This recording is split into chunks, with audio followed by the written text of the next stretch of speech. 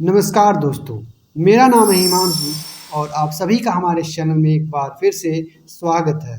दोस्तों, इंडिया और चाइना लगभग दोनों एक साथ ही लिबरलाइज हुए थे ताकि वो अपने पॉवर्टी से निकलकर एक वेल डेवलप्ड कंट्री का निर्माण कर सके। इन दोनों देशों की पॉपुलेशन तकरीबन आसपास ही थी, लेकिन इस सफलता की ट्रेन में चाइना इंडिया से इंडस्ट्री और इकोनॉमी के मामले में इतना आगे निकल गया कि आज चाइना दुनिया का सेकेंड लार्जेस्ट इकोनॉमिक कंट्री बनकर बैठा हुआ है और दुनिया का बिगेस्ट इंपोर्टर भी। इतना ही नहीं, दुनिया भर की कंपनी चाइना में इंडस्ट्री लगाने और इन्वेस्टमेंट करने में इंटरेस्टेड है। लेकिन ऐसा कैसे हो सकता है? In 1850, which is that, well, okay, we could destroy this capitalist system and we could build something entirely different. तो फ्रेंड्स, इस वीडियो में हम आपके कुछ ऐसे ही सवालों के जवाब देंगे।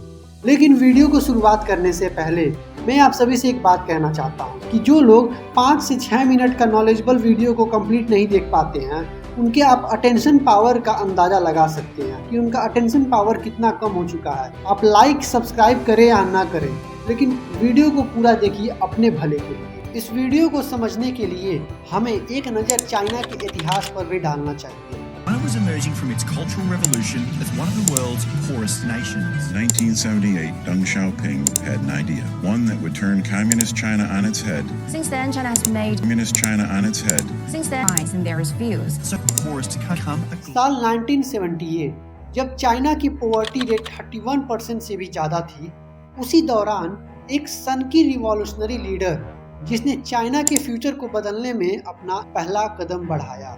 लेकिन हम इन्हें सन की क्यों कह रहे हैं? क्योंकि इन्होंने कुछ ऐसा पॉलिसी लाया जिसका रिजल्ट पूरे चाइना को भुगतना पड़ा।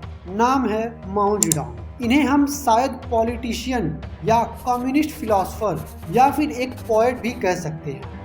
1 अक्टूबर 1949 के दिन माओ ने अपने आप को पीपल रिपब्लिक ऑफ चाइना का लीडर डिक्लेयर कर दिया।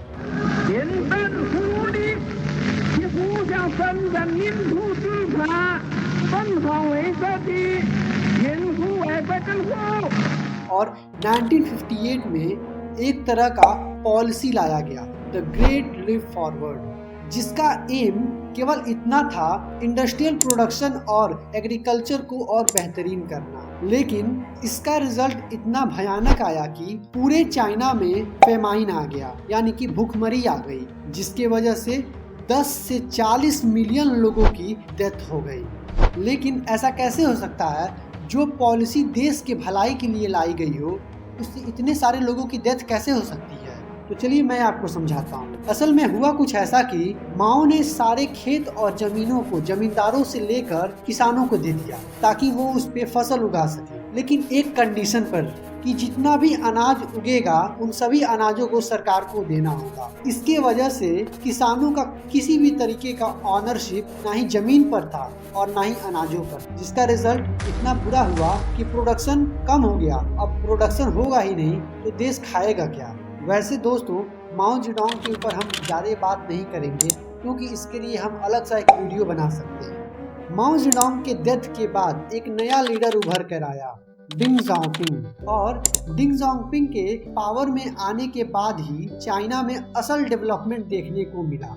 वर्ल्ड बैंक के मुताबिक 850 मिलियन लोगों से भी ज़्यादा लोग पॉवर्टी से बाहर आ गए केवल इनके पावर में आने के बाद। जैसा कि आप इस फिगर में भी देख सकते हैं कि चाइना की इकोनॉमी यूएस से कितने पास है। लेकिन ये चमत्कार चाइना के साथ कैसे होगा? तो आइए समझते हैं इस वीडियो। साल 1978 में डेंग ज़ाओपिंग ने इकोनॉमिक लिबरलाइजेशन यानी कि ओपन डोर पॉलिसी डिक्लेयर कर दिया, जिसके तहत कोई भी देश चाइना में इंडस्ट्री या फिर इन्वेस्टमेंट आसानी से कर सकता था। जिसके बाद यूएस, जापान और जर्मनी जैसे देश चाइना में इन्वेस्ट करना चालू कर दिए और केवल लिबरलाइजेशन के 15 सालों के अंदर ही चाइना की एफडीआई $100 बिलियन तक पहुंच गई। आपको ये जानकर काफी हैरानी होगा कि चाइना आज भी पूरे वर्ल्ड में सबसे ज्यादा एफडीआई रिसीव करने वाला देश है। साल 1980 से 1993 तक चाइनीज गवर्नमेंट ने एफडीआई इंक्रीज करने के लिए बहुत सारे पॉलिसी लाए, जिसमें इनकम टैक्स और ट्रैफिक बैरियर यानी कि इंपोर्ट और एक्सपोर्ट पर लगने वाले टैक्स काफी कम कर दिए।